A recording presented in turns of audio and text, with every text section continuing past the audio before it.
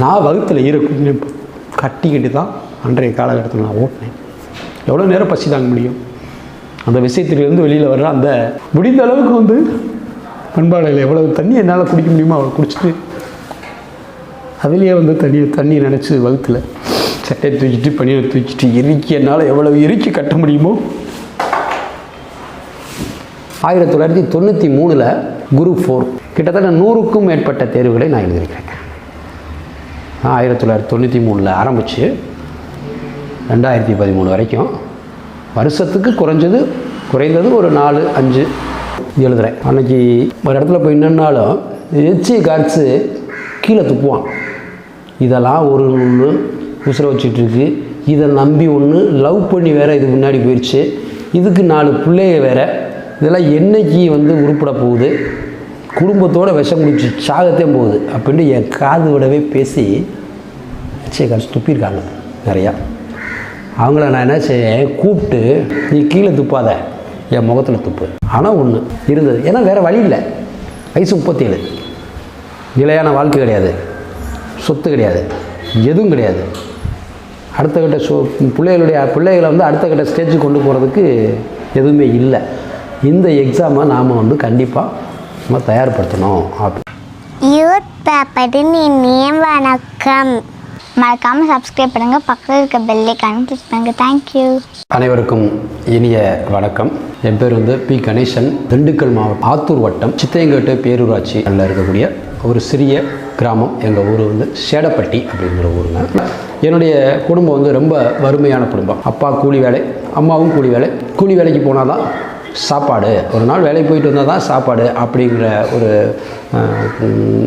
நிலையில் இருந்த குடும்பம் தான் என்னுடைய குடும்பம். எனக்கு வந்து 2 அக்கா, ஒரு அண்ணன், நான் தான் கடைசியாள். ஸோ இந்த சூழ்நிலை நான் 6வது கிளாஸ்க்கு வந்து ஜாயின் பண்ணுற போதே எனக்கு தலைவிடுது.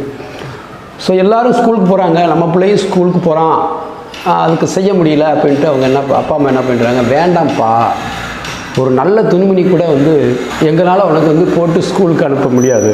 அந்த சூழ்நிலையில் இருக்கும்போது நீ வந்து ஸ்கூலுக்கு போகணும்னு சொல்லி அடம் பிடிக்கிற. சரி, எடுத்து ட்ரெஸ்ஸை கூட எடுத்து கொடுக்கணும், சந்தையில் கூட எடுத்து கொடுத்துறோம்னு புக்கு நோட்டு இதை வந்து கேட்குறேன். நான் எங்கே போட்டோம், வேண்டாம்ப்பான்னு சொல்லிட்டு, அதாவது ஒரு ஆடு மாடு வாங்குறதுக்கெலாம் காசு கிடையாது. இன்னொருத்தருங்க கொஞ்சம் வசதியான ஒருத்தவங்களுடைய ஆடு மாடு சும்மா கூலிக்கு மேய்க்கிறது மாதிரி எங்கள் அப்பா வாங்கிட்டு வந்தார். அதை மேய்க்க சொல்லி நான் காட்டுக்கெல்லாம் போயிட்டோம். அதெல்லாம் இருக்குது. அந்த இடத்துல வந்து இன்றைக்கி வந்து அவரை வந்து நான் தெய்வமாக தான் இன்றைக்கி வரைக்கும் நினச்சிட்ருக்கேன். தமிழாசிரியர், எனக்கு 6வதுல தமிழாசிரியர் திருவாளர் தங்கசாமி அப்படின்னு சொல்லிட்டு, எங்கே இந்த பையனை வந்து காணோம், ஒரு வாரம் 10 நாளாக வந்து ஸ்கூலுக்கு வரலையே, என்ன விவரம் அப்படின்னு சொல்லி விசாரிக்கும் போது அந்த பையன் வந்து அந்த கால் பரீட்சைக்குள்ளேயே, காலாண்டு தேர்வுக்குள்ளேயே என்னையை வந்து நல்லா வந்து கொஞ்சம் பார்த்துறாரு. எப்படி என்னுடைய மூமெண்ட்டு, என்னுடைய ஆர்வம் எல்லாத்தையுமே பார்த்துறாரு. அவருக்கு ஏதோ தெரிஞ்சிருக்கு, இந்த பையனை கொஞ்சம் கை தூக்கி விடுவோமே அப்படின்னு சொல்லிட்டு, அவர் கிட்டத்தட்ட ஊர்லேருந்து ஒரு 4 கிலோமீட்டருக்கு அந்த பக்கம் வந்து ஒரு மலை, அந்த மலையில் தான் ஆடு மாடு மேய்ச்சிட்ருக்கேன். சைக்கிள்லேயே மிதித்து அவர் அங்கே வந்துடுறார். அந்த இடத்துக்கே வந்து என்னை கூப்பிட்றாரு. அப்பா அம்மா விட மாட்டுறாங்க, எங்களால் முடியாதுன்னு சொல்லிட்டு. இந்த நிமிஷத்துலேருந்து வந்து இந்த பையன் வந்து உங்கள் பையன் இல்லை, நான் வந்து என்னால் முடிஞ்சதை உதவி பண்ணி நான் பையனை படிக்க வச்சுக்கிறேன், நீங்கள் அனுப்பிச்சி விடுங்க, நல்லா ஆர்வமான பையன் அப்படின்னு சொல்லிட்டு எங்கள் அப்பா அம்மாட்ட சொல்லிவிட்டு என்னை கூப்பிட்டு வந்துடுறாரு. அன்று மட்டும் அவர் வந்து என்னை அந்த இடத்துல இருந்து கூப்பிட்டு வரலைன்னா என்னுடைய வாழ்வை எப்படியோ போயிருக்கலாம். ஸோ அவருக்கு இந்த நேரத்தில் முன்னுக்கு வந்து எத்தனை ஜென்மம் எடுத்தாலும் அவருக்கு நான் பெற்றிருக்க நன்றி கடன் வந்து மாறாது. அவருடைய உதவியில் படிக்கிறான்.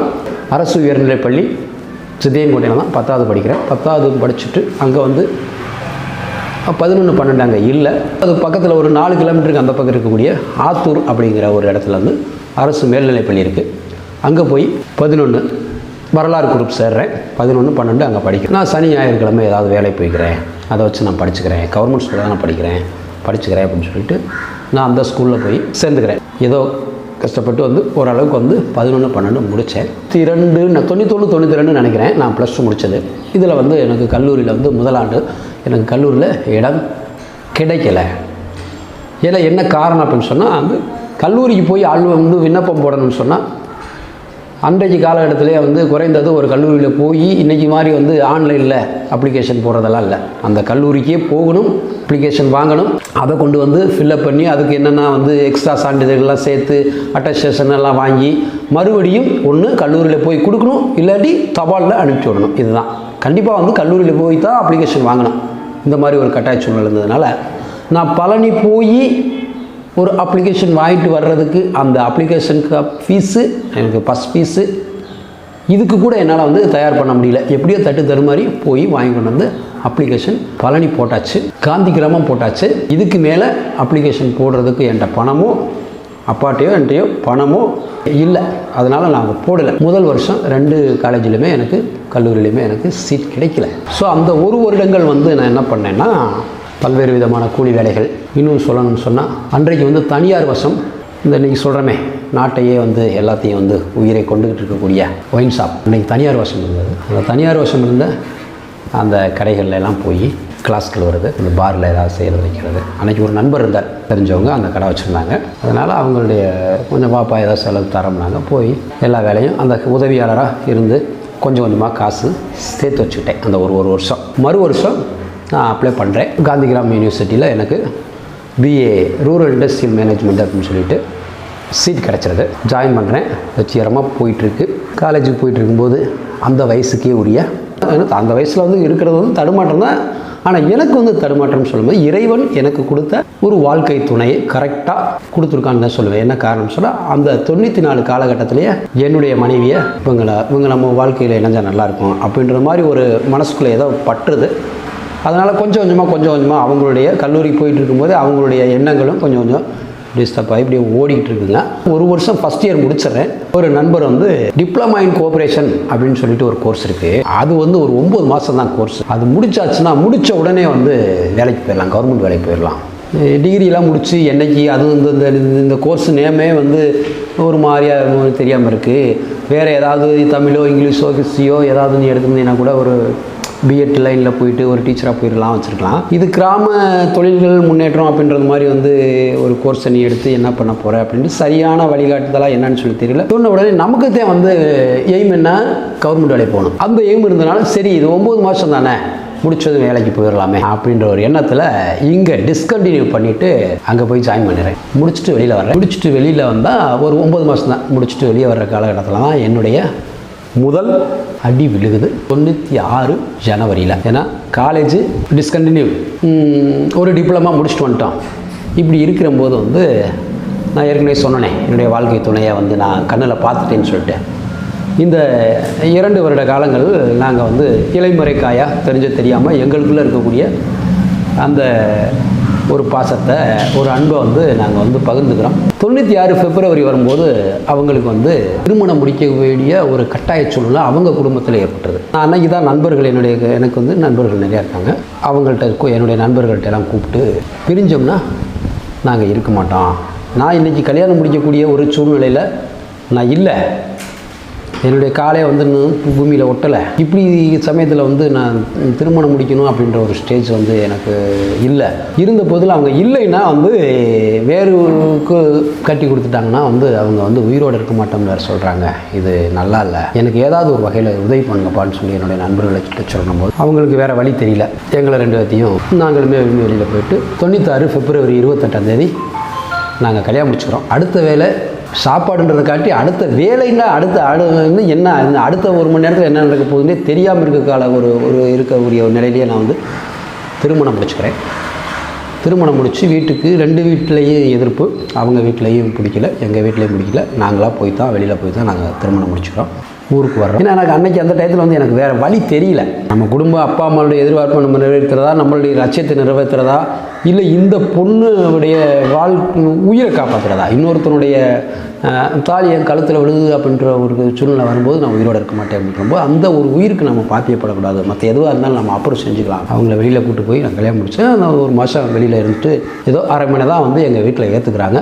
இப்படியே ஓடுது. ஒரு 3 மாதம் தான் எங்களுடைய அந்த குடும்ப வாழ்க்கை அப்படிங்கிறது இருந்துச்சுன்னா, காதலித்து கரம் பிடித்த ஒரு மனைவி உள்ளூரில் 15 வீட்டுக்கு அந்த பக்கம் தள்ளி தான் இருக்கிறாங்க.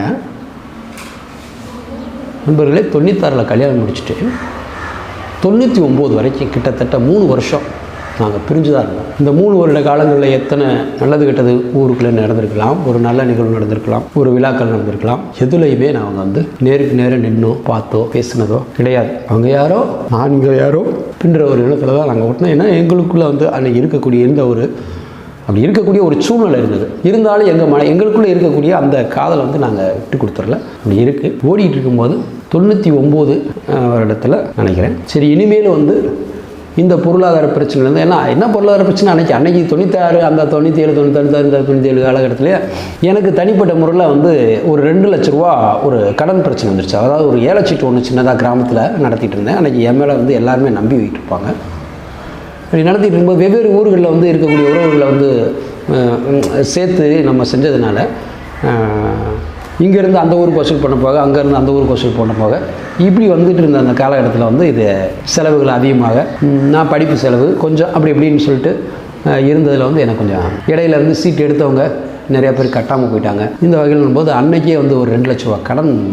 இந்த கடனை நான் வந்து எப்படி தான் கட்டுறதுன்னு போது தான் அந்த பிரச்சனைகளை தான் நாங்கள் பிரிஞ்சிருக்கோம்.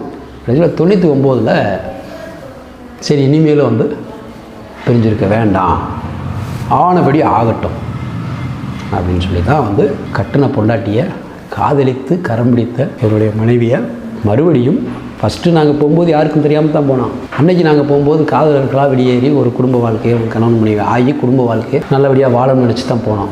ஆனால் ஒரு தின ஆக்சிடென்ட் நாங்கள் பிரிஞ்சிருக்க சூழலை மறுபடியும் 3 வருடங்கள் கழிந்து கட்டின மனைவியை வந்து யாருக்கும் தெரியாமல் மறுபடியும் கூட்டு போகக்கூடிய அந்த ஒரு சூழ்நிலை பார்த்தீங்களா. அந்த 3 வருஷமாக உள்ளூருக்குள்ளேயே இருந்துட்டு கணவன் மனைவியை முகத்தை மனைவி பார்க்காம, மனைவி முகத்தை கணவன் பார்க்காம, இப்படியே தான் நாங்கள் ஓடிட்டு இருந்துச்சு. ஆனால் ஒரு எண்ணம் மட்டும் சொல்லிகிட்டே இருந்தேன், என்னைக்காக இருந்தாலும் உன்னை ராணி மாதிரி வச்சு காப்பாற்றுவேன் அப்படின்ற ஒரு எண்ணம் மட்டும் நான் ஓடிக்கிட்டே இருந்ததுனால அவங்களும் இருந்தாங்க. திருப்பி போகிறோம் பல்லடம் அப்படின்ற திருப்பூர் மாவட்டம் பல்லடத்தில் எங்களுடைய ஊர் உறவினர்கள்லாம் வந்து விசைத்தறி ஓட்டுவாங்க. அந்த விசைத்தறி ஓட்டும்போது அந்த விசைத்தறின்னா என்னாண்டே தெரியாது. இருந்தாலும் அவங்கள நாங்கள் பார்த்துக்கிறோம்னு சொன்னதுனால மறுபடியும் வந்து கட்டின மனைவியை ஊர்லேருந்து யாருக்குமே தெரியாமல் கூப்பிட்டு போய் தான் எங்களுடைய வாழ்க்கையை ஸ்டார்ட் பண்ணுறோம். 2000லேருந்து அதோட 2007 வரைக்கும் ஒரு 7 வருஷங்களை வந்து நான் தொலைச்சிட்டேன்னு தான் நான் சொல்லுவேன்.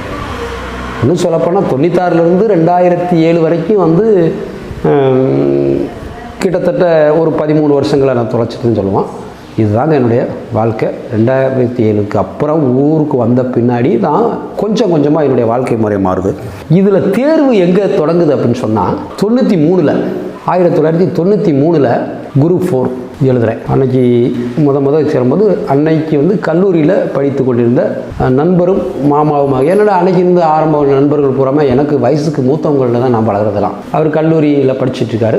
அவர் தான் வந்து டிஎன்பிஎஸ்சி குரூப் 4 அப்படின்னா என்னன்னு சொல்லி சொல்கிறாரு. அவர் எழுத போகிறாரு, எனக்கும் போட்டு வர்றாரு. என்னன்னே தெரியாமல் அப்ளிகேஷன் போயிடுது, எழுதுகிறோம். 93 முதல் முறையாக எழுதும் பொழுதே நல்லா கவனிங்க நண்பர்களே, 1993 முதல் முறையாக நான் டிஎன்பிஎஸ்சி என்றால் என்ன அப்படி என்பதே தெரியாமல் தேர்வு எழுதினேன். பாஸ் பண்ணிட்டேன். 93 பாஸ் பண்ணிட்டேன். எடுத்த முதல் முயற்சியிலே நான் வெற்றி. அப்படியாப்பா வேலைக்கு போகல. இன்றைக்கி மாதிரி குரூப் 4 வந்து ஒரே எக்ஸாம் அன்று அல்ல. அன்று முதல்நிலை தேர்வு, இங்கிலீஷில் சொல்லணும் முதல்நிலை தேர்வு, அது மெயின் தேர்வு அப்படின்னு சொல்லுவாங்க. ஃபஸ்ட்டு வந்து ப்ரிலிமினரி எக்ஸாம் அப்படின்னு சொல்லுவாங்க. அதில் பாஸ் பண்ணவங்கள மெயின் எக்ஸாம் கொண்டு போவாங்க. அப்போ அந்த ப்ரிலிமினரி பாஸ் பண்ணிவிட்டு மெயின் எக்ஸாம் நான் பாஸ் பண்ண முடியல. இன்றைக்கி மாதிரி ஒரே எக்ஸாமாக இருந்திருந்தால் 93 நான் வந்து அரசு வேலைக்கு நான் போயிருப்பேன். என்னுடைய 18 வயசுலேயே அரசு வேலைக்கு நான் போயிருக்கிறதுக்கு வாய்ப்பு இருக்குது.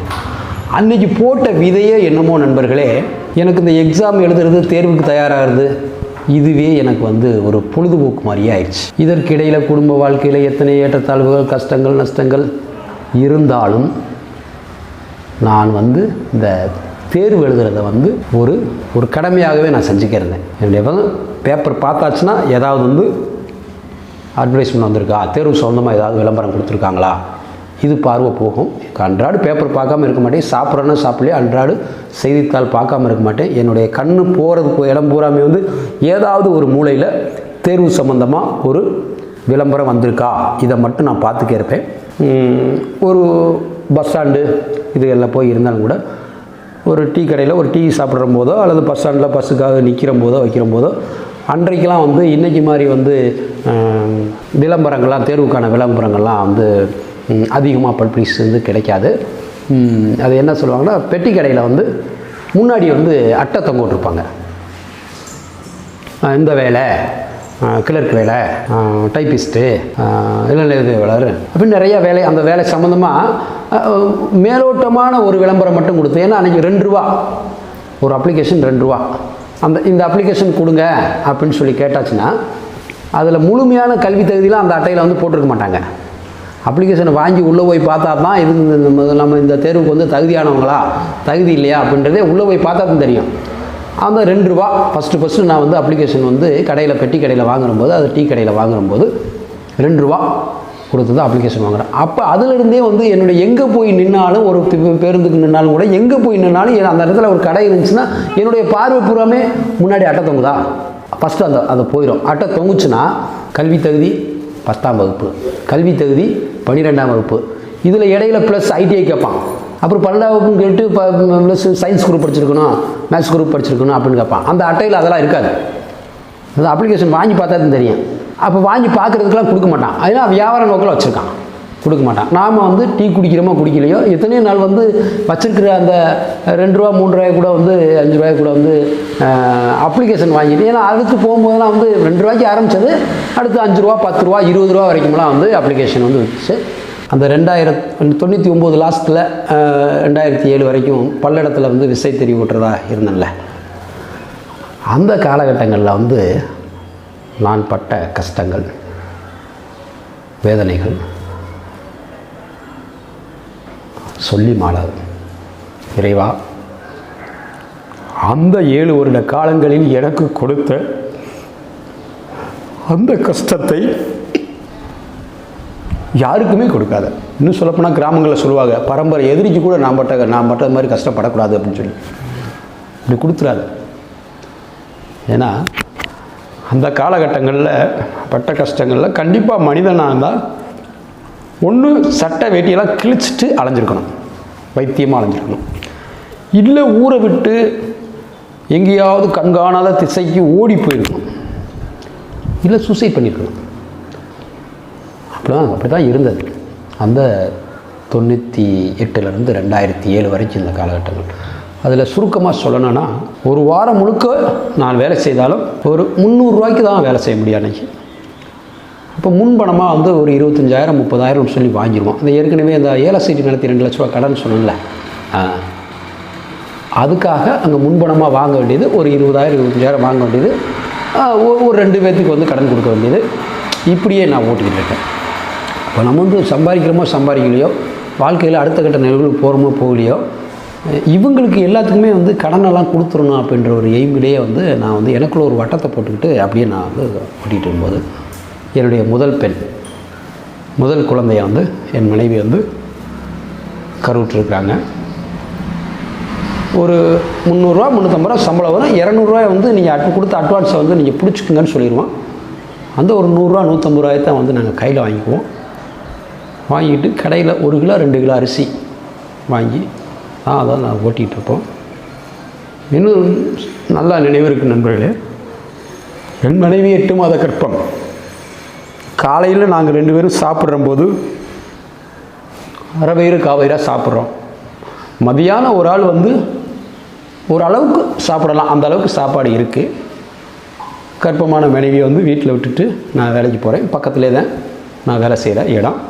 வேலை முடிச்சுட்டு மதியானம் வந்து உணவு இடைவேளையில் உணவு சாப்பிட்றதுக்காக வேண்டி நான் வரும் பொழுது கண்டிப்பாக நிறைய நாட்கள் வந்து என் மனைவி வந்து பக்கத்து வீட்டில் உட்காந்துப்பாங்க. வாமா சாப்பாடு போடுமா அப்படின்னு சொல்லணும்.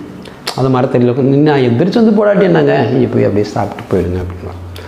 நான் வந்து பார்க்குறம்போது என்னென்னா, காலையில் எவ்வளோ சாப்பாடு இருந்துச்சோ அந்த சாப்பாடு தான் இருக்கும். நான் சாப்பிட்டேன், நீ மிச்சம் எனக்காக மிச்சம்லாம் வைக்க வேண்டாம், நீ சாப்பிட்டு போயிடு அப்படின்னு சொல்லுவாங்க. நான் வந்து பார்க்கும்போது காலையில் நம்ம எப்படி பார்த்துட்டு போனோமோ அப்படி தானே இருக்குது, இது எப்படி அவங்க சாப்பிட்ருப்பாங்க அப்படின்ட்டு. அவங்க நம்மகிட்ட வந்து நடிக்கிறாங்களா, நாம் அவங்கள காட்டி நடிச்சிடணுமே அப்படின்ட்டு சும்மா ஒரு தட்டில் சும்மா ஒரு லேசாக கொஞ்சம் சாப்பாடை போட்டு இருக்கிற குழம்பு அப்படி ஊற்றிவிட்டு தட்டெல்லாம் அப்படி அலம்பி விட்டு அது தக்காளி தோல் கருவேப்பிலையெல்லாம் அப்படி எடுத்து போட்டு சாப்பிட்ட மாதிரி ஒரு ஆக்டிங் பண்ணி விட்டு கையை கழுவி விட்டு கொஞ்சம் நேரம் அப்படியே உட்காந்துருந்துட்டு ஏன்னா அதை சாப்பிட்டு அந்த டைமை வந்து இவ்வளோ நேரம் சொல்லணும் அவங்களும் நம்பணும்ல. கொஞ்சம் நேரம் கழிச்சு போய் சரிம்மா நான் சாப்பிட்டேன், மிச்சம் இருக்குது, நீ போய் சாப்பிட்ரு, கெட்டு போயிட போகுது. அவங்க கர்ப்பமாக இருக்காங்க, நாம் சாப்பிட்டு போயிட்டோம்னா அவங்க 2 உயிராக இருக்காங்க, என்ன செய்கிறது அப்படின்னு சொல்லிட்டு நீ சாப்பிட்ருமா அப்படின்னு சொல்லிட்டு நான் போயிடுவேன். அப்புறம் அவங்க வந்து அதை சாப்பிட்றாங்க வச்சுக்குவேன். நண்பர்களே, விசைத்தறி இயக்குதல் என்பது வந்து ஒரு தாயின் ஒரு காலையில் போயிட்டு 8 மணிக்கு போயிட்டு நைட்டு 8 மணி வரைக்கும் அந்த ஒரு ஷிஃப்ட்டு முடிச்சு வந்தோம்னா என்னுடைய அனுபவம் அந்த 12 மணி நேரம் எல்லா வேலையிலையும் கஷ்டத்தை இருக்க தான் செய்யுது. ஒரு தாயின் கருவிலிருந்து வெளியேறுவது மாதிரி அந்தளவுக்கு கஷ்டம் இருக்கும். ரொம்ப கஷ்டமான வேலை. அவ்வளோ கஷ்டப்பட்டு வேலை செய்யணும். நான் காலையில் கொஞ்சம் சாப்பிட்டு இருக்கும், மதியானம் சாப்பிடல. எவ்வளோ நேரம் பசி தாங்க முடியும் நண்பர்களே? கிராமத்தில் சொல்லுவாங்க, எங்கள் அப்பாவே அடிக்கடி சொல்லியிருக்காரு ஒரு வார்த்தையை. உன்னையெல்லாம் வந்து மேலாக இருக்கக்கூடிய தண்ணியை சாப்பாட்டில் மேலாக இருக்கக்கூடிய அந்த தண்ணியை மட்டும் சாப்பிட்டு அந்த கீழே இருக்கக்கூடிய கொஞ்சம் 1 கவளம் 2 கவளம் சாப்பாடை உனக்கு கொடுத்து வளர்த்தேன். பசியில் கொடுமையினால் வந்து வகுத்தில் ஈரத்துணியை கட்டிட்டு கூட வளர்த்தேன் அப்படின்னு சொல்லி அப்பா சொல்லுவாங்க. சத்தியமாக நான் சொல்கிறேன், நான் வகுத்தில் ஈரத்துணியை கட்டிக்கிட்டு தான் அன்றைய காலகட்டத்தில் நான் ஓட்டினேன். எவ்வளோ நேரம் பசி தாங்க முடியும்? அந்த விஷயத்திலிருந்து வெளியில் வர்ற அந்த வேஸ்ட் பீசஸ்லாம் கிழிச்சு போட்டிருப்போம்.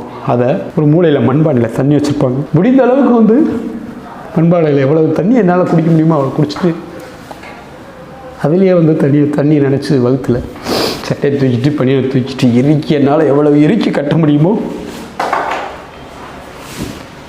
அதை கட்டிட்டு அப்படியே சட்டையை தூக்கி மேலே போட்டு அப்படியே ஆக்டிங் பண்ணுற மாதிரி அப்படியே பண்ணிவிட்டு அப்படியே வேலை பார்த்துட்டே இருப்பேன். இப்படி தான் ஓடிச்சு. ஓரளவுக்கு கடன்லாம் கட்டி முடிச்சுட்டு ரொம்ப கஷ்டம். இதை நிறைய சொல்லணும். ஏன்னா கஷ்டத்தவே சொல்லிக்கிட்டே இருந்தோம்னா தேர்வாளர்களுக்கு வந்து தேர்வு எப்படி கொண்டு போகிறது என்னென்னு மெயின் சப்ஜெக்ட் அதுதான். அங்கே வரணும்ல. எவ்வளோ கஷ்டங்களை தாண்டி தடைகள் பல தாண்டி 2007 காலகட்டங்களில் வந்து நான் சொந்த ஊருக்கே வந்து இங்கே சேர்ந்துறேன். என்ன காரணம்னா கடன்லாம் கட்டியாச்சு, சொந்த ஊருக்கு வந்தாச்சு. என்னுடைய எண்ணம் தேர்வு எழுதணும்.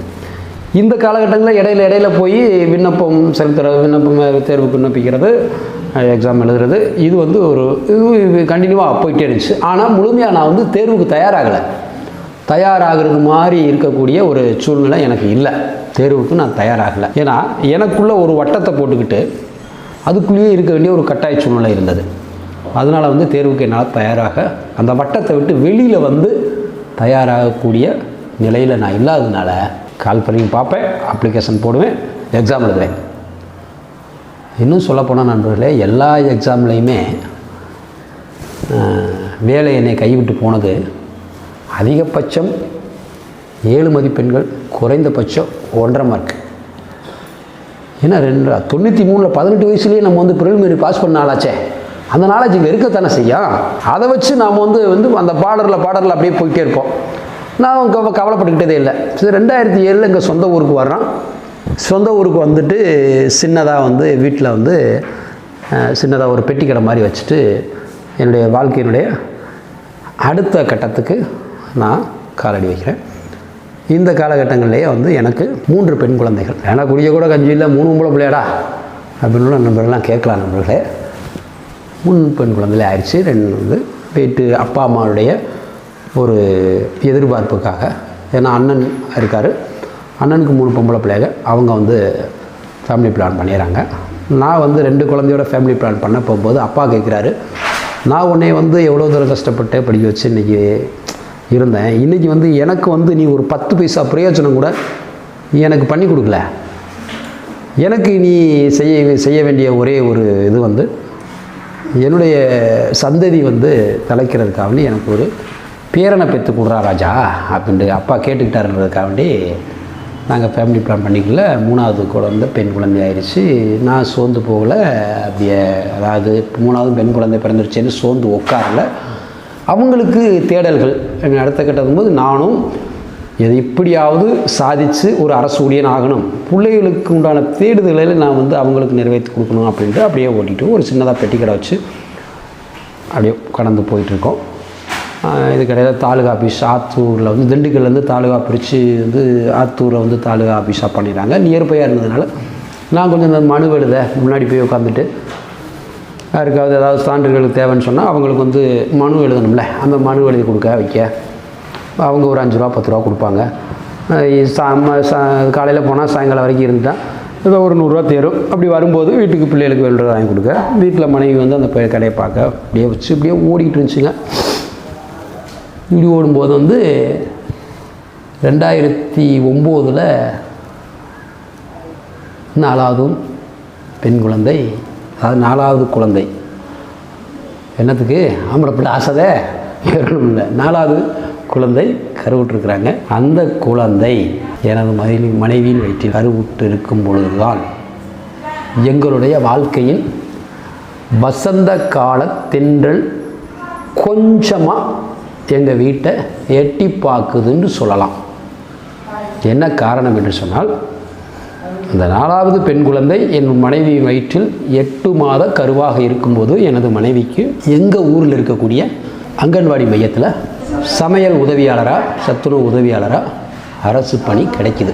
இந்த அரசு பணி கிடைத்து இது அவங்க வந்து அப்பப்போ வந்து 1300 சம்பளம் நினைக்கிறேன். இந்த 1300 சம்பளம் வந்து எங்களுக்கு வந்து ஒரு 1 லட்சம் ரூபா மாதிரி தெரிஞ்சு. ஏன்னா அடுத்த வேலை சோத்துக்கே நான் வழியில் உட்காந்துருக்கும் போது மாதம் திரும்பி பார்த்தா 1300 சம்பளம்ன்றது வந்து எங்களுக்கு ஒரு பெரிய விஷயமா தெரிஞ்சு. சரி ரைட்டு ஓகே, கடவுள் நமக்கு லேசாக கண்ணை துறக்கிறார், இதை வச்சு நம்ம பார்த்துக்கலாம் அப்படின்னு சொல்லிட்டு அப்படியே ஓட்டிகிட்டு இருக்கோம் நண்பர்களே.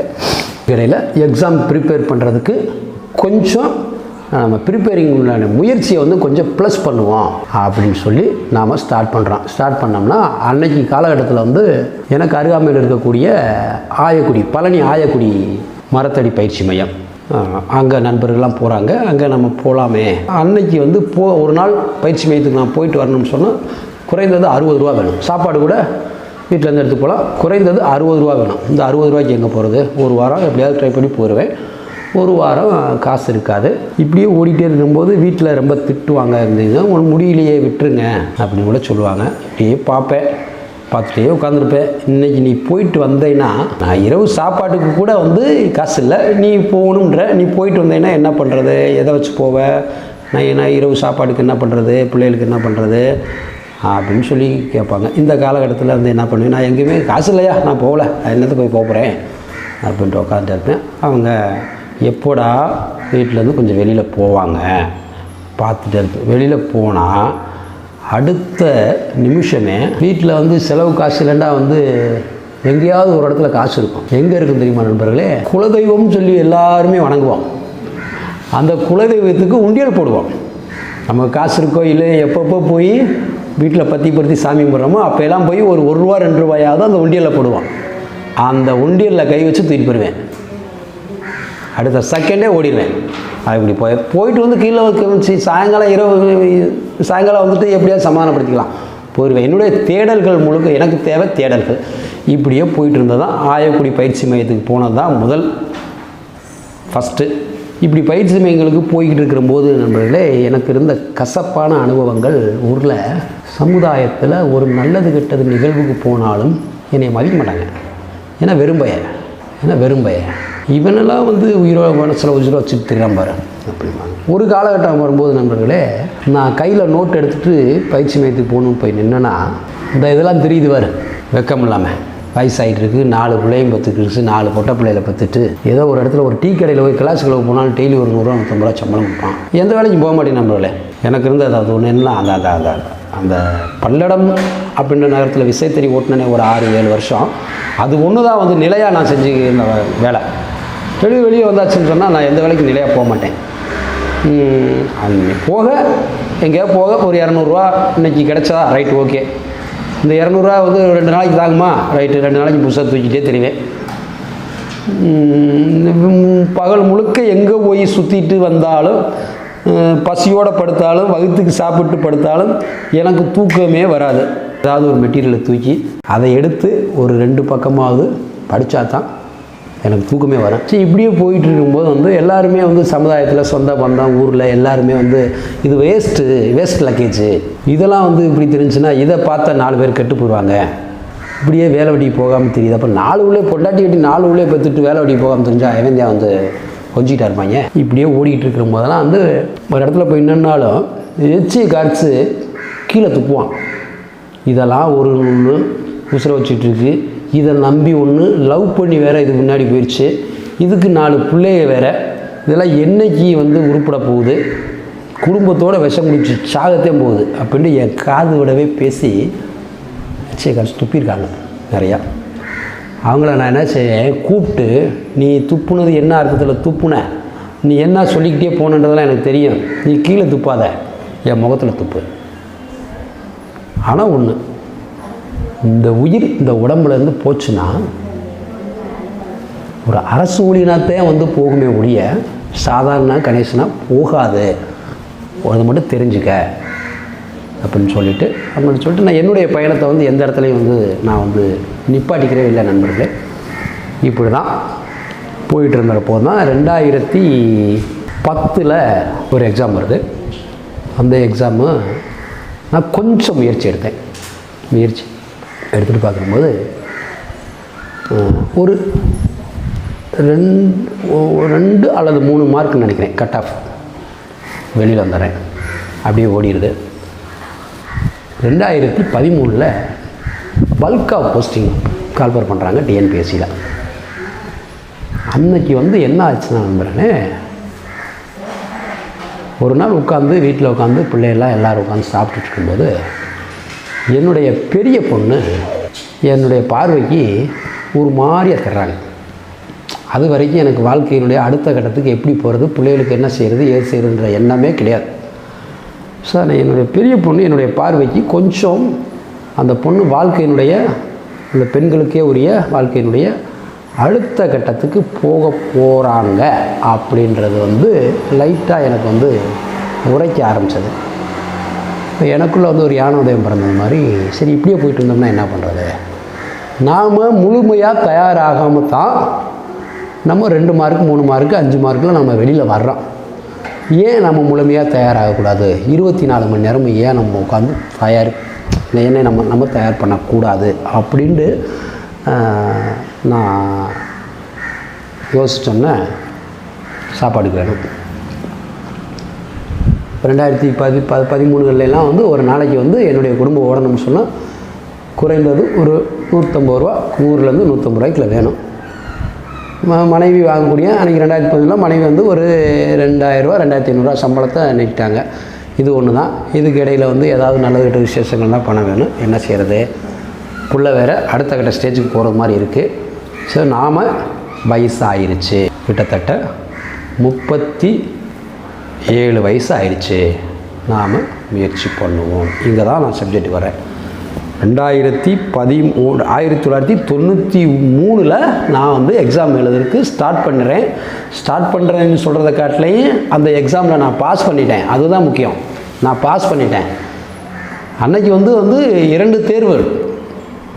ஃபஸ்ட்டு ஒரு எக்ஸாம் எழுதி பாஸ் பண்ணணும், அதிலேருந்து ஃபில்டர் பண்ணி அடுத்த கட்ட ஸ்டேஜுக்கு கொண்டு போவேன். அதை பாஸ் பண்ணால் தான் வந்து போஸ்டிங்கு அப்படின்ற சூழ்நிலை இருக்கும்போது நான் 2வது எக்ஸாமில் 2ஆம் கட்ட தேர்வில் வந்து நான் தேர்ச்சி ஆகலை. அதனால் அப்படியே கடந்து போச்சு. இதுக்கிடையில் இத்தனை போராட்டங்கள் என்னென்னமோ செஞ்சு அடித்து விடித்து குடிஞ்சு என்னமோ பண்ணி நண்பர்களே 2013 அந்த பல்கா வந்து டிஎன்பிஎஸ்சியில் கிட்டத்தட்ட ஒரு 13000 போஸ்டிங் நினைக்கிறேன் வந்துருச்சு. போஸ்டிங் போடுறாங்க. இந்த 13000 போஸ்டிங் வரும்போது வந்து இதில் எப்படியாவது பிடிக்கணும், ஏன்னா வந்து வயசு 37, இதில் எப்படியாவது பிடிச்சிடணும் அப்படின்னு சொல்லிட்டு ஆயக்குடி பயிற்சி மையத்துக்கு டெய்லி போயிட்டு வர்றதுக்கு என்கிட்ட காசு என்னால் வந்து எத்தனை நாளைக்கு தான் வீட்டிலையும் பொறுத்துக்கிட்டு இருப்பான், எத்தனை நாளைக்கு தான் ஜாமி உண்டியல் எடுக்கிறது, அங்கே நான் ஊற்றா உருது. சரி நம்மளும் பயன்படல. சரி எங்களுக்கு அருகாமையில் திண்டுக்கல்லில் அதாவது அரசு ஊழியர் சங்கம் வருவாய்த்துறையில் இருக்கக்கூடிய அரசு ஊழியர்கள்லாம் சேர்ந்து அந்த டிபார்ட்மெண்ட்டில் தேர்வு எழுதி தேர்ச்சி பெற்று வேலைக்கு போனாங்கள்ல, இந்த நண்பர்கள் நிறையா பேர் சேர்ந்து ஒரு பயிற்சி மையத்தை இலவசமாக வந்து அரசு கட்டிடம் அன்றைக்கி முதல்ல எங்கள் மாவட்டத்தில் வந்து ஆட்சியாளராக இருந்த திருமிகு பிச்சாண்டி அவர்களுடைய பேரில் இருக்கக்கூடிய பிச்சாண்டி மகால்னு சொல்லிட்டு ஒரு கட்டடத்தில், ஒரு சிறிய கட்டடத்தில் பயிற்சி மையம் ஒன்று ஓடிட்டுருக்கு. அங்கே கேள்விப்பட்டு நான் அங்கே போய் ஜாயின் பண்ணுறேன். கிட்டத்தட்ட ஒரு 300 பேர் இருக்காங்க. எல்லா பேருமே வந்து 20 வயசுலேருந்து 25 வயசு, அதிகபட்சம் 30 வயசு விரல் விட்டு எண்ணிடலாம், இப்படி தான் இருந்தாங்க. இதில் வந்து ரொம்ப வயசாகி 37 வயசுக்கு மேலே உட்காந்துருந்தது நான் மட்டும்தான் சொல்லலாம். அப்போ அப்படி உட்காரும்போது ஒரு 300 பேர் பயிற்சியுமே டெய்லி போகிறோம். அதாவது சனி ஞாயிறு 2 நாள் மட்டும்தான் கிளாஸு. போய் உட்காரோம், படிக்கிறோம். ஒரு வாரம் போயிடுது, 2வது வாரம் போயிடுது. 3வது வாரத்தில் நண்பர்களே, இந்த இடத்துல ஒரு சகோதரியுடைய பேர் சொல்கிறதுக்கு விரும்புகிறேன். திருமதி செல்வி அப்படின்னு சொல்லிட்டு, அவங்க வந்து வருவாய்த்துறையில் இளநிலை உதவியாளராக அன்றைக்கி பார்த்தாங்க. அப்புறம் குரூப் 2 எல்லாம் எழுதி கொஞ்சம் மேலே போயிட்டாங்க. அவங்க சயின்ஸு கிளாஸ் எடுக்கிறாங்க. அவங்க அப்படி எடுத்துக்கிட்டே சுற்றி பார்ப்பாங்க. இப்படி சுற்றி பார்த்துக்கிட்டு இருக்கிறம்போது நம்மளே அவங்க கிளாஸ் முடிச்சுட்டு போகும்போது ஒரு இறைவன் சூஸ் பண்ணி வெளியே கொண்டு வந்த மாதிரி, hello gentleman, yourself please contact me in office room immediately அப்படின்னாங்க. சொல்லிட்டு அவங்க போயிட்டாங்க. அவங்க மேக்ஸிமம் அதிகமாக வந்து தமிழ் பேச மாட்டாங்க. அவங்க சொன்னதை எனக்கு தெரிஞ்ச ஏதோ நானும் ஒரு +2 படிச்சுக்கணும்ல, எனக்கு தெரிஞ்ச இங்கிலீஷ்னால் அந்த கரெக்டாக அவங்க சொன்ன அந்த அந்த வேர்ட்ஸ் வந்து மைண்டில் இருந்ததுனால ஒரே வார்த்தையில் சொல்லிவிட்டு அவங்க மட்டும் போயிட்டாங்க. கிட்டத்தட்ட ஒரு 250-300 பேர் இருக்கக்கூடிய ஒரு விஷயத்தில் நம்ம என்ன தப்பு பண்ணோம், இப்போ நம்ம ஏதாவது தப்பு பண்ணிட்டோமோ என்னமோ அப்படின்னு சொல்லிட்டு எனக்கு கொஞ்சம் பதட்டமாயிடுச்சு. அப்புறம் போனேன், பார்த்தோன்னே ஃபஸ்ட்டு உட்காருங்க. இல்லை மேடம், இல்லை என் கணிப்பு சரியாக இருந்துச்சுனாக்க உங்களுக்கு ஒரு 36-37 வயசு வரணும். ஆமாம் மேடம், எனக்கு 30 வயசு தான் ஆகுது, அதனால் நீங்கள் எனக்கு சகோதரன், மூத்த சகோதரன், நீங்கள் உட்காருங்க. ரொம்ப அடிபட்டுருப்பீங்களோ வாழ்க்கையில்? ஆமாங்க மேடம். நான் தான் சகோதரன்னு சொல்லிவிட்டு அப்புறம் என்ன மேடம், தங்கச்சின்னு சொல்லு, இல்லாட்டி அக்கான்னு சொல்லு. சரிங்க சகோதரி சொல்லுங்கள் அப்படின்னு. ரொம்ப அடிபட்டுருப்பீங்களா? ஆமாம் பண்ணணும். அப்புறம் என்னுடைய சொல்கிறேன், சொல்லி ஓட்டிகிட்ருக்கேன். அப்போ அவங்க சொன்னாங்க, நீங்கள் எல்லா எக்ஸாம்லேயுமே வந்து பாடலில் தான் போயிருக்கீங்க, உங்களுடைய முறைப்படி உங்களுடைய முயற்சி இல்லை, நீங்கள் தேர்வுக்கு தயாராகிறது நீங்கள் முறைப்படுத்தலை, நீங்கள் இனி முறைப்படுத்துங்க அப்படின்னு சொல்லிவிட்டு அவங்க சில டெக்னிக்கெல்லாம் சொல்கிறாங்க. சொல்லிவிட்டு அவங்க சொன்ன மெயின் டெக்னிக் என்னென்னா, வேலைக்கு போகாதீங்க. நான் தான் வேலைக்கே போகிறதில்ல மேடம், தாலுகா ஆஃபீஸுக்கு மனு எழுத போகாதீங்க. சரி, அங்கே போயிட்டு அன்றாட ஒரு 200 ரூபா வச்சு கொண்டு வரல, என் குடும்பத்துக்கு அஞ்சு கடை வாங்குங்க அப்படின்னு சொல்லி அவங்க சொல்கிறாங்க. நல்லா சிந்திச்சு பாருங்கள் அப்படின்றாங்க. நானும் வீட்டில் வந்து உட்காந்து, நீங்கள் முதல்ல அங்கே போகிறத நிப்பாட்டுங்க, 24 மணி நேரம் தயாராகிறேன் அப்படின்னு சொல்லி சொல்லுங்கள். உங்களுக்கு அடுத்த கட்டமாக நான் ஏதாவது வந்து உங்களுக்கு நான் வெற்றி பெறதுக்கு சில ரகசியங்களை நான் சொல்கிறேன் அப்படின்னு சொல்லி சொல்கிறாங்க. ரைட், ஓகே, வந்தாச்சு. சில நண்பர்களை சந்தித்தாச்சு. ஒரு 30,000 ரூபா ரெடி பண்ணேன். இந்த 30,000 ரூபாய் கையில் கொடுத்தேன். தேர்வுக்கு கிட்டத்தட்ட ஒரு 3லேருந்து 3.5 மாதம் இருக்குது. வீட்டில் மனைவிட்ட கொடுத்துட்டு, இதை வச்சு நீ குடும்பத்தை ஓட்டிக்க அப்படின்னு நண்பர்களே. வீட்டில் தனியாக ஒரு அப்போ வந்து வீடு ஒன்று புதுசாக வந்து இதுக்கிடையில் வந்து கட்டிக்கிட்டு இருக்கேன். தனியாக போகணும் அப்படின்றதுக்காக இந்த ரூமை காசு இல்லை, கொஞ்சம் கொஞ்சமாக கட்டிகிட்ருக்கேன். அந்த வீட்டுக்குள்ளே உட்கார்றேன். உட்கார்ந்து என்னை நான் ஒரு முனிவர் தவம் இருக்கிறது மாதிரி தேர்வுக்கு நான் தவம் இருக்க ஆரம்பிச்சிட்றேன். நாம் போய் உட்காந்துட்டோம்னா அப்புறம் சாப்பாடு தண்ணிக்கு வீட்டில் குடும்பம் ஓட்டுறதுக்கு வேணுமே. இப்போ தான் அந்த 30,000 ரூபா ஒரு பக்கம் கடனாக வாங்கி வீட்டில் கொடுக்குறேன். இந்த 30,000 ஓன் சம்பளம் ஒரு 3 மாதத்துக்கு, ஒரு மாதத்துக்கு 2,000 ரூபா வச்சாலும் 6,000 ஆச்சு. இதுலேருந்து 10,000 அதுலேருந்து 2,000 ஒரு மாதத்தை நீ ஓட்டிக்க. சாப்பாடு செய்வியோ, குழம்பு வைப்பியோ, என்ன செய்வியோ எனக்கு தெரியாது. ஒரு என்ன சொல்கிறது, ஏதாவது ஒரு சுப நிகழ்ச்சி, துக்க நிகழ்ச்சி, எதுக்கு வேணால் போய்க்கே வச்சுக்க. என்னையே டிஸ்டர்ப் பண்ணக்கூடாது. நான் இருக்கிற இடத்துக்கு யாருமே வரக்கூடாது. உன்னுடைய கடமை, வர்றதும் தெரியக்கூடாது, போக முடியாது. கால் சுவடுகள் தெரியாமல் வந்து ஃப்ளாஸ்க் எடுத்து இப்படி ஆட்டிப்பார். டீ இருந்தால் பாரு, டீ இல்லைன்னா டீயை கொண்டு வந்து வச்சுட்டு நீ வாட்டுக்கு போயிட்டே இருக்கணும் அப்படின்ட்டு என்னை நான் தனிமைப்படுத்திட்டு 24 மணி நேரமும் நான் வந்து தயார் பண்ண ஆரம்பிச்சிட்டேன். எப்போ 37 வயசு, 38 நெருங்குது. அப்போ தனியாக தயார்படுத்துகிறேன். கிட்டத்தட்ட 3 மாதம். விடிஞ்சிருச்சா தெரியாது, இரவாயிருச்சா தெரியாது. பசிக்குதா, பசி அந்த உணர்வு, அந்த இயற்கை உபாதைகள் கூட எனக்கு வந்து தெரியாது. இதுக்கு மேலே வந்து இயற்கை உபாதைகளை வந்து கண்ட்ரோல் பண்ண முடியாது அப்படின்ற ஒரு சுச்சுவேஷன் வரும்போது தான் அதுக்காக வந்து மெனக்கெடுமே தரல. இதுக்காக வந்து டைம் பாஸ் 24 மணி நேரத்தை 1 மணி நேரம் கூட நான் வந்து இது பண்ணிக்கல. என்னுடைய வீட்டுக்கு எதிர் வீட்டில் இருக்கக்கூடியவங்களுக்கு நான் வீட்டுக்குள்ளே இருக்கிறேன்னா இருக்கிறையா தெரியுமா தெரியாதா? தெரியுமில்ல. அவங்க கூட என்னப்பா அவங்க வீட்டுக்காரர் ஆளவே காணா, 2 மாதமா 3 மாதமா, இவ்வளவு நாள் வெளியில் போய் உங்களையெல்லாம் விட்டு இருக்க மாட்டானே அப்படின்றது மாதிரி என்னுடைய வீட்டுக்கு நேர் எதிர் வீட்டுக்காரங்க கேட்குற அளவுக்கு என்னுடைய தனிமைப்படுத்துதல் அப்படின்றது இருந்தது. ஏன்னா வேறு வழி இல்லை. வயசு 37, நிலையான வாழ்க்கை கிடையாது, சொத்து கிடையாது, எதுவும் கிடையாது. அடுத்த கட்ட பிள்ளைகளை வந்து அடுத்த கட்ட ஸ்டேஜுக்கு கொண்டு போகிறதுக்கு எதுவுமே இல்லை. இந்த எக்ஸாமை நாம் வந்து கண்டிப்பாக நம்ம தயார்படுத்தணும் அப்படின்னு பிடிச்சிட்டு தான் 37 வயசில் உட்காரணும். ஒரு 3 மாதம். ஏன்னா அன்றைக்கி நான் தொய்வடைஞ்சிருந்தேன்னா நான் தேர்வில் வெற்றி எடுத்துக்க முடியாது. இப்படின்னா என்னை நான் தயார்படுத்திக்கிட்டேன். கிட்டத்தட்ட ஒரு 100 நாள் நினைக்கிறேன். 100 நாள் எல்லாத்தையும் மறந்துட்டு என்னுடைய 24 மணி நேரம் அந்த ப்ரிப்ரேஷனில் போனதுனால நண்பர்களே, அந்த தேர்வு என்ன ஆயிடுச்சுன்னா எனக்கு நெகட்டிவ் தான் கொடுத்தது. என்னென்னா அந்த ஓவர்லோடுங்கிறது வந்து ஒரு பக்கம் பிரிங்கிட்டு போயிடும்னு சொல்லுவாங்கல்ல, அது மாதிரி ஆகிப்போச்சு. வடிவேலு படத்தில் சொல்கிறது மாதிரி வந்து நீ எத்தனை அடி அடித்தாலும் தாங்கக்கூடிய சக்தியை உடம்புக்கு வந்துருச்சு அப்படிங்கிறது மாதிரி நீங்கள் டிஎன்பிஎஸ்சியில் எத்தனை கொஸ்டின் கேட்டாலும், எப்படி கேட்டாலும், என்ன வகையில் கேட்டாலும், நீ எந்த கொஸ்டினை எப்படி மாற்றி கேட்டாலும் நான் பதில் சொல்லுவேன். எனக்கு எப்படி கேட்டாலும் நான் அடிப்பேன், இந்த தடவை நான் அடித்தே தீருவேன்ற அளவுக்கு வந்து விஷயங்களை வந்து ஒரு மைண்டில் ஏற்றியாச்சு. எக்ஸாம் சென்டருக்கு போய் உட்காரணும். ஹாலில் போய் உட்காந்து கொஸ்டின் பேப்பர் வாங்கி எல்லாமே முடிச்சு கொஸ்டின் அது ஓஎம்ஆர் சீட் வாங்கி என்னுடைய சுய விவரங்கள் ஃபில்லப் பண்ணுறம்போது ரெஜிஸ்ட்ரேஷன் நம்பர் 0லேருந்து ஆரம்பிக்கும். 0ன்னு மேலே போட்டுட்டு ஷேடிங்கை வந்து 1ல் கொடுக்குறேன். அப்போ ஃபஸ்ட்டே வந்து தப்பாகிடுது. கொஞ்சம் நெவரோஸ் ஆகிடுது.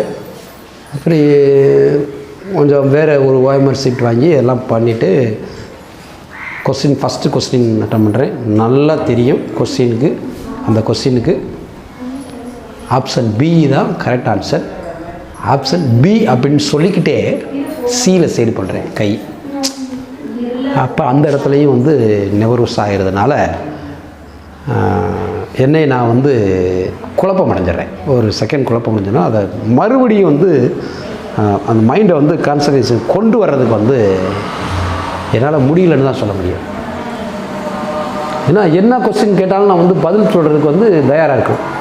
எப்படியோ வந்து ஓவர்லோடு வந்து ஒரு வண்டியில் ஓவர்லோடு ஏற்றுறும் போது வந்து ஒரு சின்ன கேப் கிடச்சாலும் அது வந்து வெளியில் போயிடுறது மாதிரி அன்றைக்கி ஒரு சுச்சுவேஷன் அமைஞ்சது தான் நான் சொல்லுவேன். வீட்டுக்கு வந்து அந்த கொஸ்டின் பார்த்துட்டு இந்த கொஸ்டின்லாம் பார்த்துட்டு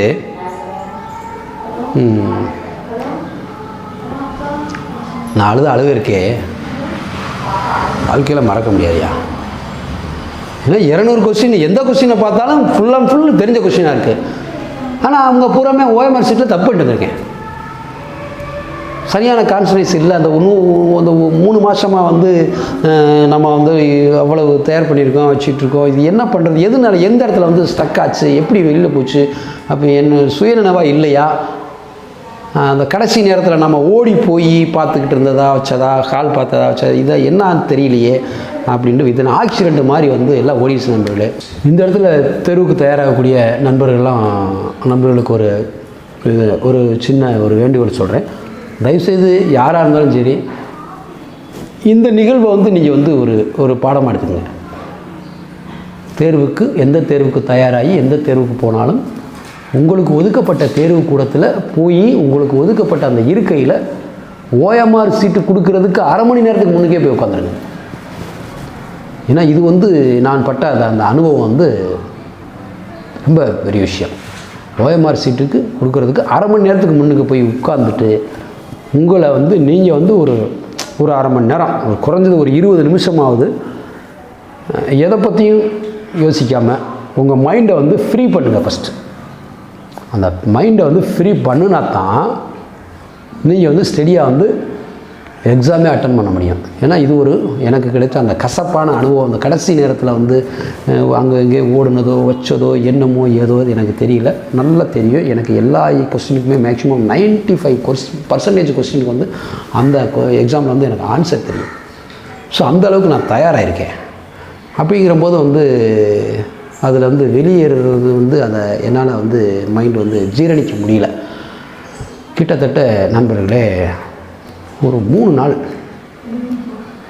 சொன்னால் நம்ப மாட்டீங்க, சாப்பிடவே இல்லை. ஏன்னா கடைசி முயற்சி இனி எக்ஸாம் எழுத முடியும் அப்படிங்கிறது வந்து இல்லை. ஏன்னா ஏஜ் வந்து முடிஞ்சு போச்சு, ஸோ வாழ்க்கையே முடிஞ்சிருச்சு அப்படின்னு சொல்லி இருக்கக்கூடிய நேரத்தில் தான் ஒரு ஆறுதலாக ரயில்வே டிபார்ட்மெண்ட்லேருந்து எனக்கு ஹால் டிக்கெட் வருது. ரயில்வேயில் ஹால் டிக்கெட் வருதா? நாம் எப்போ ரயில்வேக்கு வந்து அப்ளை பண்ணோம் அப்படின்னு சொல்லி யோசிக்கிறேன். அந்த ஹால் டிக்கெட்டில் பார்த்தா டூ அட்ரஸ் இருக்கிற இடத்துல என்னுடைய ஹேண்ட் அட்ரஸ்ஸு என்னுடைய ஹேண்ட் ரைட்டிங்லேயே வந்து இருக்குது. அது என்னென்னா நம்ம விண்ணப்பம் அப்போல்லாம் வந்து மேனுவலாக வந்து போடுறதான். நான் தான் சொன்னேன் ஏற்கனவே, பெட்டி கடையில் வாங்கி போடுறதுன்ட்டு.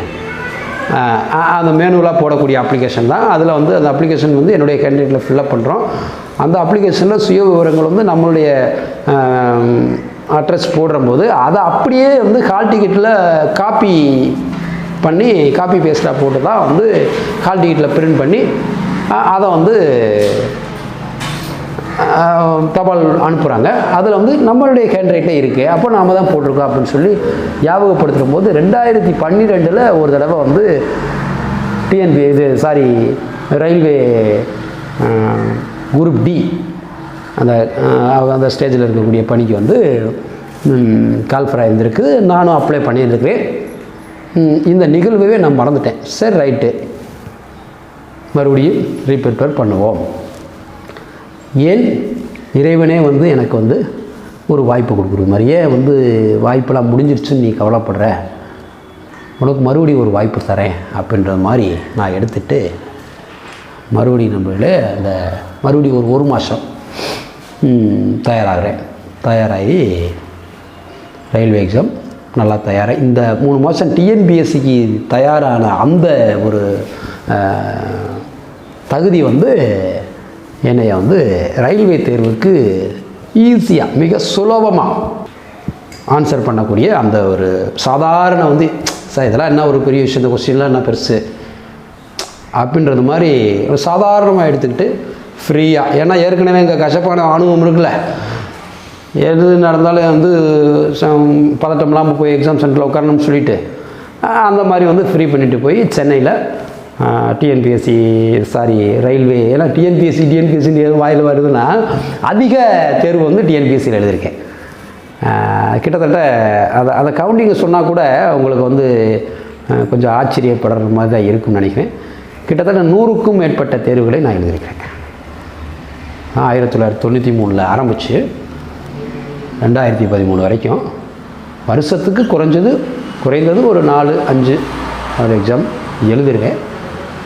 அன்றைக்கி டிஎன்பிஎஸ்சியில் என்னன்றே தெரியாமல் இதை சம்மந்தமாக நான் தயவுசெய்து கொஞ்சம் அதை அப்புறம் கூட சொல்கிறேன். இந்த ரயில்வே எக்ஸாம் ஏன்னா அதில் கொஞ்சம் இன்னும் கொஞ்சம் அந்த ஆரம்ப கட்டத்தில் எப்படி அந்த வினாக்கள்லாம் எப்படி இருந்துச்சு, நாம் வந்து சரியாக வந்து தயாராகாததுனால அந்த வினாக்கு எவ்வளோ எளிமையான தேர்வுகள்லாம் எப்படி என்னுடைய கையை விட்டு போச்சு அப்படிங்கிறத வந்து சொன்னால் கொஞ்சம் உங்களுக்கு நீங்கள் நல்லா தேர்வுக்கு தயாராகிறதுக்கு உங்களுக்கு உறுதுணையாக இருக்குன்றதுனால கொஞ்சம் இந்த ரயில்வே எக்ஸாம் பற்றி சொல்லிவிட்டு அப்படின்னு அதுக்கு வரேனே. அப்போ சென்னையில் போய் எக்ஸாம் எழுதிடுறோம், முடிச்சுட்டு வந்துடுறோம். ரயில்வே தேர்வுங்கிறது வந்து டிஎன்பிஎஸ்சி மாதிரி தேர்வு முடிந்து 2 மாதமோ 6 மாதமோ 1 வருடமோ தள்ளி தேர்வு முடிவுகள் அப்படிங்கிறது இல்லை. அதுக்கு வந்து ரயில்வே தேர்வுக்கு உண்டான அந்த நோட்டிஃபிகேஷன் கால்பரிங் அப்படிங்கிறது வந்து எப்போ ஒரு தடவை வரலாமே ஒழிய தேர்வுங்கிறது வந்து கால்பர் பண்ணிட்டாங்கன்னா எக்ஸாம் எழுதியாச்சுன்னா டக்குன்னு அடுத்த கட்ட ப்ராசஸ் போயிடுவாங்க. 2013 டிசம்பர் 8 சென்னை தாம்பரத்தில் நான் வந்து ரயில்வே தேர்வை எழுதுகிறேன். அதாவது டிசம்பர் 8 2012 ஜனவரியில் ரிசல்ட் வந்துடுது. ரிட்டன் எக்ஸாம் பாஸ்ன்னு சொல்லி ரிசல்ட் வந்துடுது. பாஸ் பண்ணிடுறோம். அடுத்து பிப்ரவரியிலேருந்து பிசிக்கல் ஒரு கிலோமீட்டர் வந்து 4.25 நிமிஷத்தில் வந்து 1 கிலோமீட்டர் ஓடணும். அதுதான் பிசிக்கல். பிப்ரவரியில் பிசிக்கல் பாஸ் பண்ணிடுறோம். ஏப்ரலில் சர்டிஃபிகேட் வெரிஃபிகேஷன், மே ஜூனில் மெடிக்கல், ஜூலையில் அப்பாயின்மெண்ட். அப்படியே கண்டினியூவாக இப்படியே ஓடிடுது. அப்பாயின்மெண்ட் உள்ளே வந்துடுறேன் நண்பர்களே. இதில் இந்த டிஎன்பிஎஸ்சி கவுண்டிங் அப்படிங்கிறது எப்படின்னா, வருடத்துக்கு ஒரு குரூப் 4 ஒரு இந்து சமய அறநிலைத்துறை குரூப் 4 லெவலில் கொடுப்பாங்க. அது குரூப் 8ன்னு நினைக்கிறேன். அது கொடுப்பாங்க. அந்த 10வது கல்வி தகுதி 12வது கல்வி தகுதிக்கு என்னென்ன தேர்வு இருக்கோ அது எல்லாமே எழுதுகிறது. இது இல்லாமல் ஸ்டாஃப் செலெக்ஷன் எல்லாமே எழுதுகிறது.